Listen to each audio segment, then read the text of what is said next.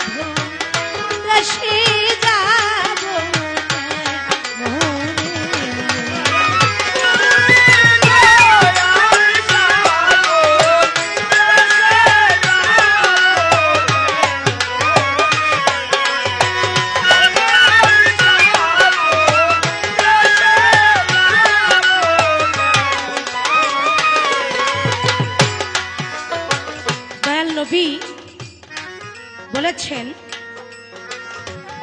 মুতু কাবলা আন্তমতু, এর অর্থ হচ্ছে মৃত্যুর পূর্বেই তোমরা মৃত্যুবরণ করো এবং আমিত্ব ছেড়ে সরল দেশে চলে যাও, সরল হয়ে যাও। আর এই বান্দাদের মধ্যে যারা ইহা পেরেছে, করতে পেরেছে, তারাই হয়েছে মৃত্যুঞ্জয়, অর্থাৎ মৃত্যুকে তারা বসে নিয়ে গেছে। তারা নাকি মরে না। আল্লাহ কোরআনের মধ্যে বলেছেন সূরা ইমরানের মধ্যে যে তারা আমার হয়ে থাকে রিজিক প্রাপ্ত। আল্লাহ তাদেরকে রিজিক দেয়, এটা আল্লাহ কোরআনের মধ্যে বলেছেন, সূরা ইমরানের মধ্যে বলেছেন। তাই তো দয়াল আমার প্রথমে এই গানটা কোন কাজ করলে কিভাবে মৃত্যুর পূর্বে মৃত্যুবরণ করা যায়, ইহার নিয়মটা, ইহার পদ্ধতিটা, কোন রাস্তায় কিভাবে মৃত্যুবরণ করতে হয়, এই রাস্তাটা দয়াল আমাকে একটু বলে দিবেন। কারণ এত সুন্দর পৃথিবী আসছি, শুনেছি 84 লক্ষ জনি ভ্রমণ করে তারপরে হলো এই মানব জন্ম। তাই তো দয়াল এই সুন্দর পৃথিবীতে এসেছি। আমার এই মন এই পৃথিবী ছেড়ে, এত সুন্দর পৃথিবী ছেড়ে যেতে চায় না।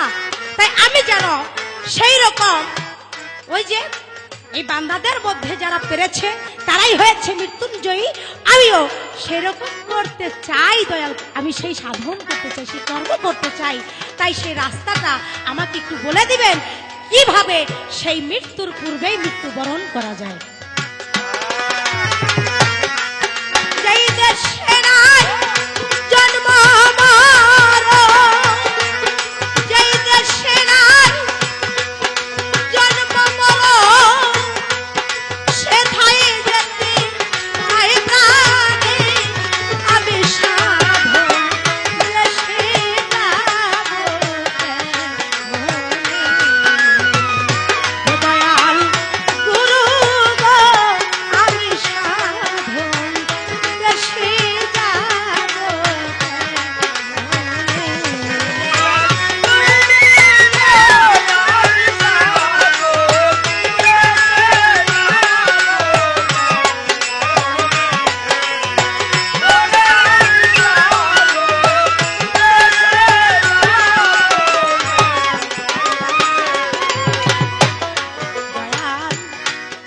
সাধন দেশ কত জিলার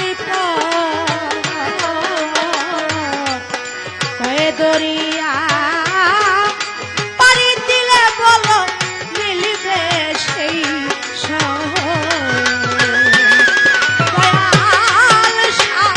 দেশ কত জিলার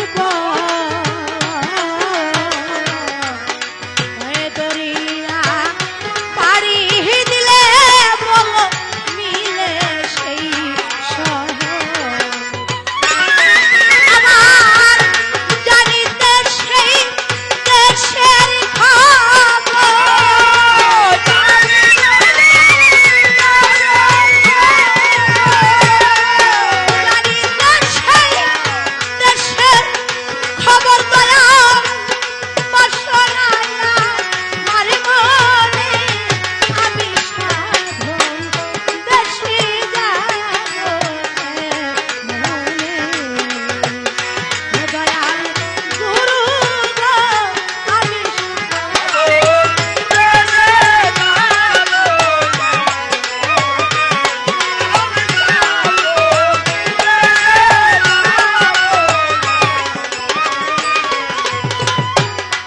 গো সেই দেশেতে রাজত্ব হয় কার বলো সেই দেশেতে আমি গেলে হব কিসের অধিকার? দয়াল বলো সেই দেশেতে রাজত্ব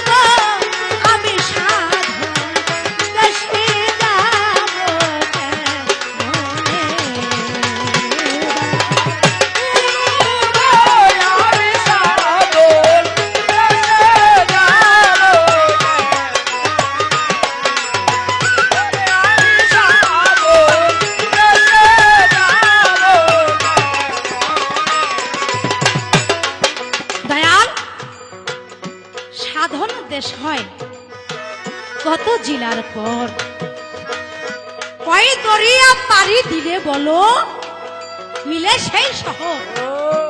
দয়াল গো জানিতে সেই দেশের খবর বাসনা এই আমার মনে।